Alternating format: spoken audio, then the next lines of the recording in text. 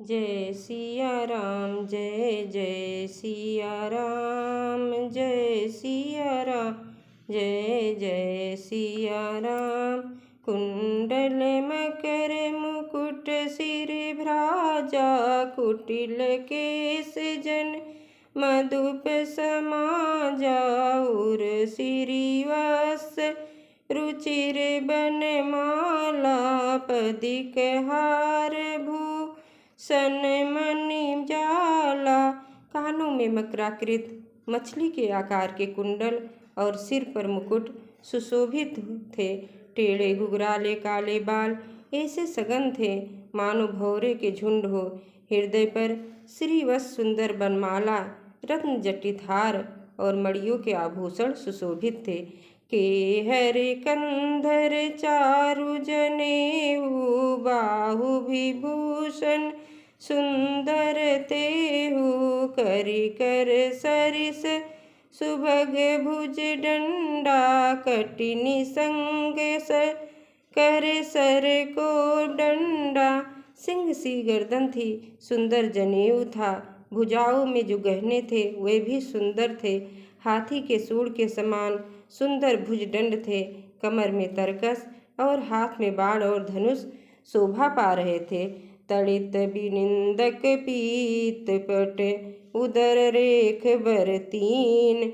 नाभि मनोहर लेत जन जमुन भवर छवि छीन। सिया बर रामचंद्र की जय। स्वर्ण वर्ण प्रकाशमय पीताम्बर बिजली को लजाने वाला था। पेट पर सुंदर 3 रेखाएं थीं।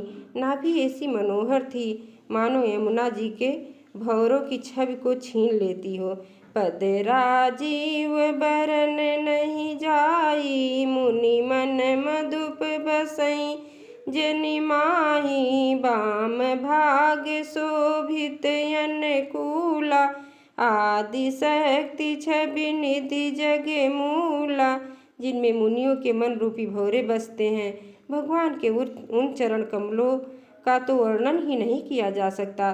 भगवान के बाएं भाग में सदा अनुकूल हो रहने वाली शोभा की रास जगत की मूल कारण रूपा आदि शक्ति श्री जानकी जी सुशोभित हैं। जासु यंस उपजय गुण खानी अगणित लक्ष्य उमा ब्रह्मानी। भ्रिकुट विलास जासु जग होई राम बाम दिस सीता सोई। जिनके अंश से गुणों की खान अगणित लक्ष्मी पार्वती और ब्रह्माणी त्रिदेवी की शक्तियाँ उत्पन्न होती हैं तथा जिनकी बाह के इशारे से ही जगत की रचना हो जाती है वही भगवान की स्वरूपा शक्ति श्री सीता जी श्री रामचंद्र जी की बाईं ओर में स्थित हैं। छवि समुद्र हरि रूप बिलोकी एक टक रहे नयन पट रोकी। चित वही सादर रूप अनुपा तृप्त न मानहि मन शत्रुपा। शोभा के समुद्र श्री हरि के रूप को देखकर मनु शत्रुपा नेत्रों के पट रोके हुए एक टक स्तब्ध रह गए। उस अनुपम रूप को वे आदर सहित देख रहे थे और देखते देखते अघाते ही ना थे। हरस विबस तन दशा भुलानी परे दंड युगाई पद पानी। सिर पर से प्रभु निज कंजा तुरत उठाए करुणा पुंजा। आनंद के अधिक बस में हो जाने के कारण उन्हें अपने देह की सुध भूल गई। वह हाथ में भगवान के चरण पकड़कर दंड की तरह भूमि पर गिर पड़े। कृपा की रास प्रभु ने अपने कर कमलों से उनके मस्तक को स्पर्श किया और उन्हें तुरंत ही उठा लिया। बोले कृपा निधान पुनि अति प्रसन्न मोहि जान। मागो बर जोई भाव मन महादान अनुमान। सियापति रामचंद्र की जय। फिर कृपा निधान भगवान बोले मुझे अत्यंत प्रसन्न जानकर और बड़ा भारी दानी मानकर जो मन को भाए वही वर मांग लो। सुनी प्रभु वचन जोरी जुग पानी, धरि धीरज बोली मृदु बानी। नाथ देखी पद कमल तुम्हारे, अब पूरे सब काम हमारे।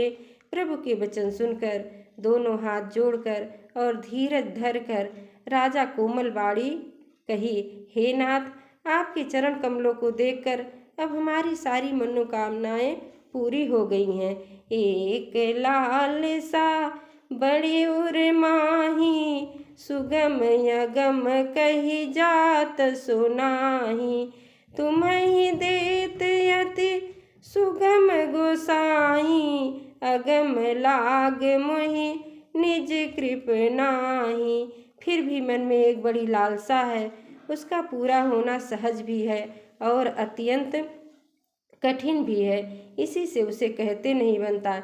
हे स्वामी, आपके लिए तो उसका पूरा करना बहुत सहज है, पर मुझे अपनी कृपणता दीनता के कारण वह अत्यंत कठिन मालूम होता है। जथा दरिद्र विबुध तरु पाई, बहु संपत मागत सकुचाई। तासु प्रभाव जान नहीं सोई, तथा हृदय मम संशय होई। जैसे कोई दरिद्र कल्प वृक्ष को पाकर भी अधिक द्रव्य मांगने में संकोच करता है, क्योंकि वह उसके प्रभाव को नहीं जानता, वैसे ही मेरे हृदय में संशय हो रहा है। सो तुम जानहु अंतर्जामी, पूरवहु मोर मनोरथ स्वामी। सकुच बिहाय मागु नृप मोही, मोरे नहीं देह कछु तोही। हे स्वामी, आप अंतर्यामी हैं, इसलिए उसे जानते ही हैं। मेरा यह मनोरथ पूरा कीजिए। भगवान ने कहा, हे राजन, संकोच छोड़कर मुझसे मांगो। तुम्हें ना दे सकूं ऐसा मेरे पास कुछ भी नहीं है। दान सिरो मन कृपा निधि, नाथ कहो सती भाव। चाहूं तुम्हें समान सुत, प्रभु सन कवन दुराव। सियावर रामचंद्र की जय, पवन सुत हनुमान की जय। उमापति महादेव की जय, बोलो भाई सब संतन की जय।